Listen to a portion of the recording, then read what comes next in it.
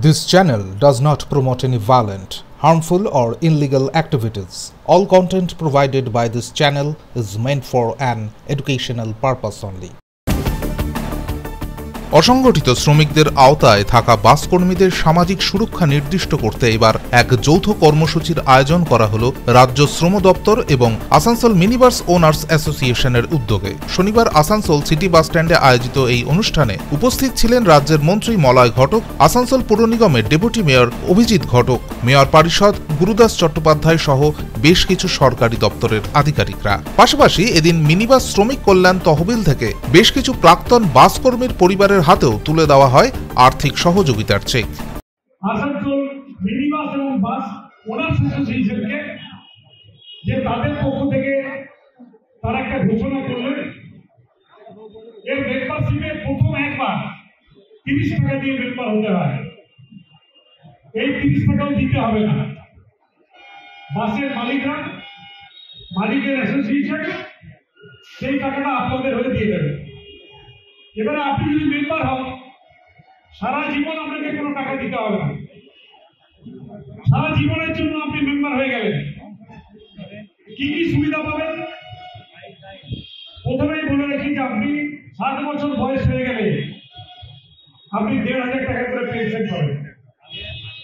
যেমন যারা সরকারি কর্মচারী বিভিন্ন কলকারখানায় কাজ করেন, তারা রিটায়ার করলে একটা পেনশন পান। বাসের শ্রমিকরাও কিন্তু পেনশন পাবে যদি আপনারা মেম্বার হন।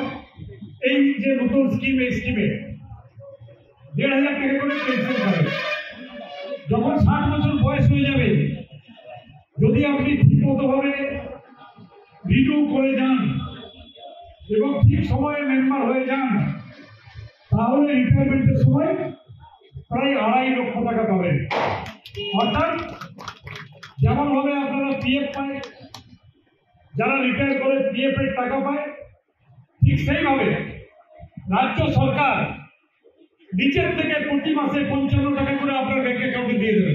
পশ্চিমবঙ্গ সরকারের শ্রম দপ্তরের অনুষ্ঠান, যেখানে পরিবহন শ্রমিকদের জন্য বিনামূল্যে সামাজিক সুরক্ষা প্রকল্পের এখানে নানান প্রকল্পের যে সুবিধা, সেই সুবিধার কিছু চেক এবং অন্যান্য কাগজপত্র তুলে দেওয়া হলো এবং এখান থেকে বিনামূল্যে সামাজিক সুরক্ষা রেজিস্ট্রেশন করার ক্যাম্প করা হচ্ছে।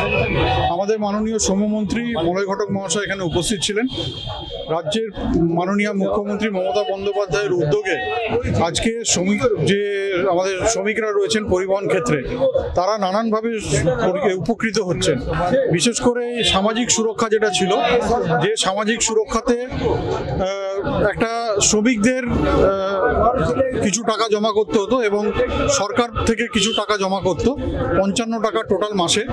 তো এইটা পরবর্তীকালে মাননীয় মুখ্যমন্ত্রী মমতা বন্দ্যোপাধ্যায় পুরোটাই সরকার থেকে জমা করেন, শ্রমিকদের কোনো টাকা জমা করতে হয় না এবং তার কারণে আজকে শ্রমিকরা উপকৃত হচ্ছেন। তারা যখন রিটায়ারমেন্ট করছেন তখন তাদেরকে কোনো রকম একটা এক থোক টাকা পাচ্ছে, লামসাম টাকা পাচ্ছে এবং পেনশন পাচ্ছে প্রত্যেক মাসে।